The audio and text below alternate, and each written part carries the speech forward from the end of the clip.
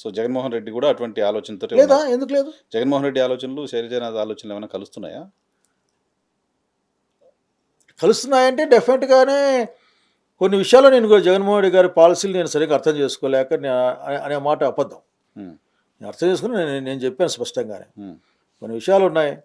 For example అందరితో మాట్లాడి చేయాలా. అట్లాగే పంచాయతీ రాజ్ ఉంది, మన వాలంటీర్స్ ఉన్నారు, వాళ్ళని పంచాయతీ కలిపి ఉండాలా అని అనుకుంటా ఉన్నాను. కానీ ఓవరాల్గా అతని థాట్ ప్రాసెస్ మా థాట్ ప్రాసెస్ ఒకే విధంగా ఉంటుంది. ఈ మధ్య ఎక్కడో కలిశారు, ఆలింగనం చేసుకున్నారు, కలిసిపోయారు, అట్లా వచ్చారా మీరు? చూస్తున్నారు, అందుకోసం అడుగుతున్నా. అట్లా అడుగుతున్నారు. జగన్మోహన్ రెడ్డి గారు నాకు కొత్త కాదు. జగన్మోహన్ రెడ్డి గారు నాకు చాలా పాత మనిషి. మీ పొరుగు నియోజకవర్గమే కదా? అది కాకపోయినా జగన్మోహన్ రెడ్డి గారు నాకు చాలా పాత మనిషి. అతని పట్ల అతను మా పట్ల ఎటువంటి గౌరవం తగ్గించుకుని అతను ఎప్పుడూ చేయలేదు. ఒకటి. రెండవది, మాకు రాజశేఖర్ కొడుకుగా అతని పట్ల మాకు ప్రేమ ఉంటుంది. లేదని చెప్తే అబద్ధం. ప్రేమ ఉంటుంది. రాజశేఖర్ కొడుకుగా, చూసిన వాళ్ళుగా ప్రేమ ఉంటుంది. నేను అప్పట్లో అనుకున్నా అసలుకి ఇది కరెక్ట్ కాదు అని అనుకున్నాం. But time is like that. Time is ఆ విధంగా పోతా ఉంది, పోయింది. మనమేం చేస్తాం దానికి? మన పిల్లలో కలిసాం, అంతమందిలో కూడా అంత ఆప్యాయంగా వచ్చానా అని అసలుకి కలుసుకున్నాం. This is the thing. దానికి అంతే ఇంపార్టెన్స్ ఉంటుంది. సో ఆ ప్రేమ వెనక రీజన్స్ ఏమన్నా ఉన్నాయా? మీ భుజాలపైన ఉన్న కండువ ఏమన్నా మారుద్దా అని చర్చ. అంటే కొన్ని విషయాల్ని అదేదో ప్రీ ప్లాన్డ్గా జీవితంలో ఏమి ఉండవు. ఫ్లో.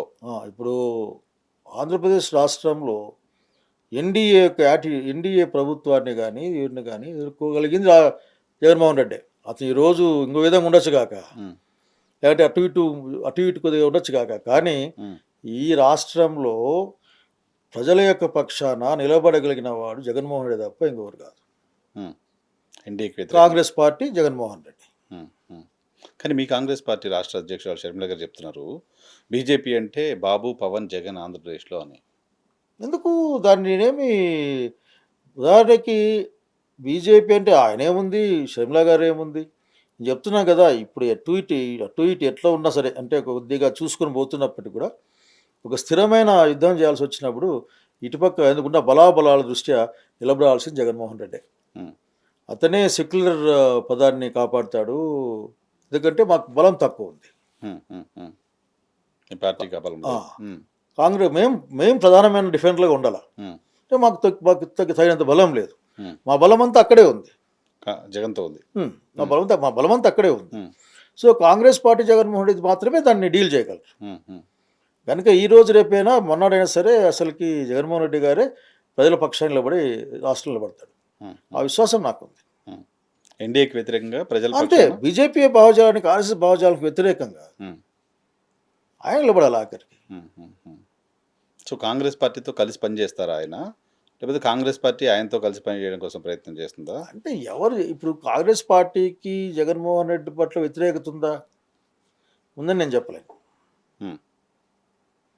కాంగ్రెస్ రాజకీయ బహుశా కాంగ్రెస్ పార్టీ నుంచి బయటకు వెళ్ళిపోయాడు కదా అని ఫీలింగ్ ఉండొచ్చేమో, కానీ వ్యతిరేకత చాలా తక్కువ మందికి కనిపిస్తుంది. అంటే అట్లా అనుకుంటే శరద్ పవార్ నేరుగా అసలు సోనియా గాంధీని వ్యతిరేకించి వెళ్ళిపోయాడుగా, తర్వాత ఆయనతో కలిసి. అదే వ్యతిరేకత అనేది మాకేం కనపడ్డాము. ఫీల్డ్ మీద కూడా మనోడే కదన్నా అంటారు కాంగ్రెస్ వాళ్ళు, మనోడే కదన్నా అంటారు. వాళ్ళు కూడా ఏమంటారు అంటే మనమంతా ఒకటే కదా సార్ అంటారు.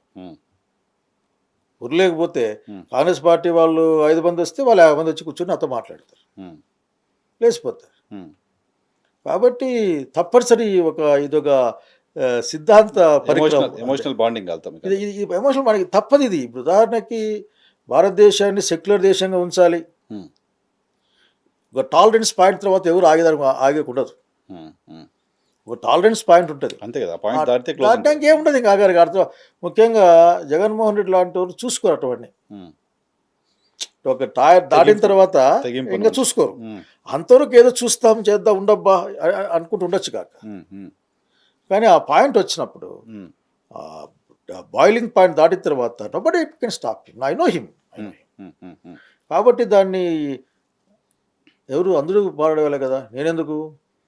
మా దిగ్విజయ్ సింగ్ చాలాసార్లు చెప్పింటాడు కదా, అసలుకి మా డిఎన్ఏ అదే చెప్పినాడు కదా. నేను అంత లోపలికి పోదలుచుకోలే.